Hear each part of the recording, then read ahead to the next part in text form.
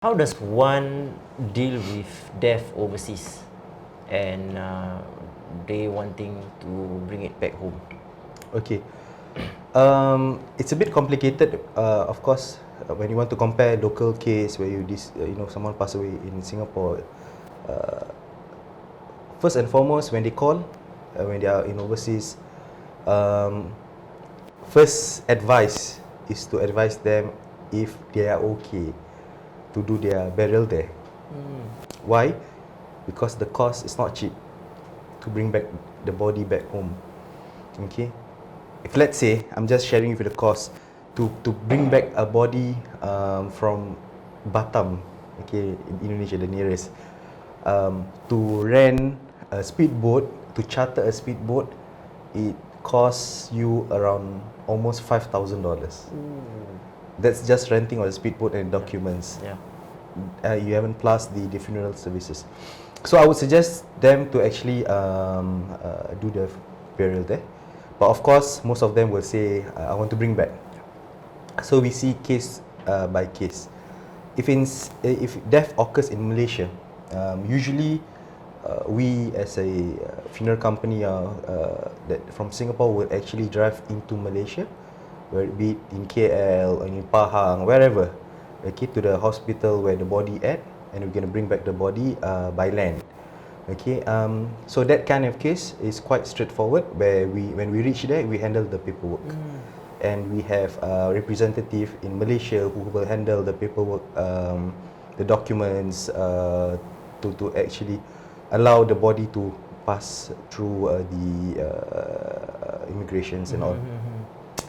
So if let's say someone passed on, if let's say in China, I did once in China. China do not allow any foreigner to be buried there. Okay. So we need to bring back the body. So what you do is that first get the undertaker or funeral company over in China. If you cannot manage to do anything, please give a call to the MFA, which is the Ministry of Foreign Affairs, where you will tell them that there's a Singaporean who has passed on in China or wherever. Then they will help you accordingly, okay? And we in Singapore will be waiting for the documents for us to bring, to get the permit to import the body from wherever, China or wherever, to Singapore. And there are cases I've actually handled where, if you can remember, a couple who just got married, then went to New Zealand for their honeymoon and had an accident, and both of them actually passed on. So over there we can't really find a proper Muslim funeral company. So the least that I can do was to actually tell them to get any other funeral company. Of course, it's a non-Muslim or other belief.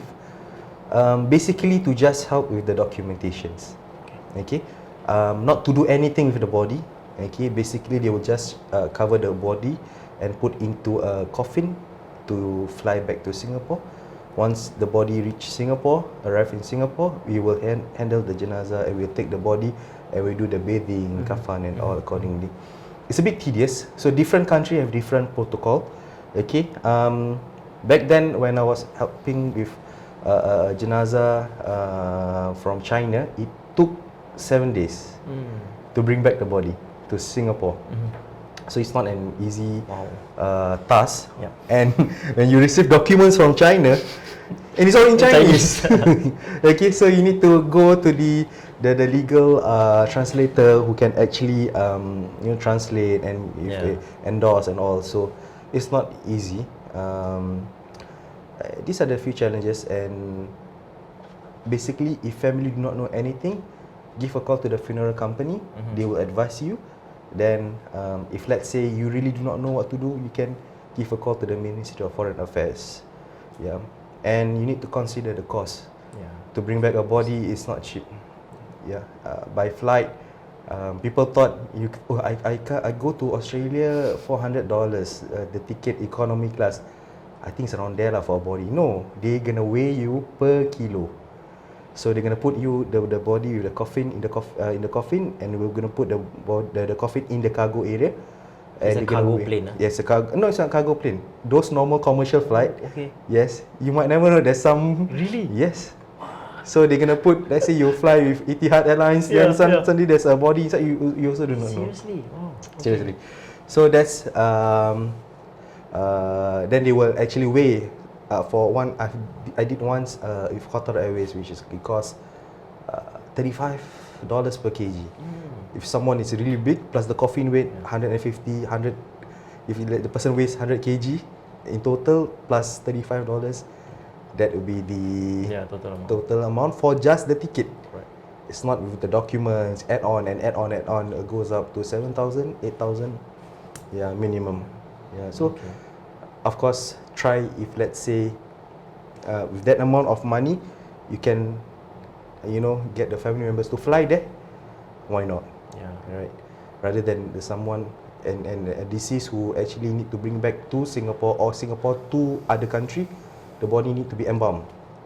Embalmed where the process of draining out blood from the body and putting a chemical to prevent the body from becoming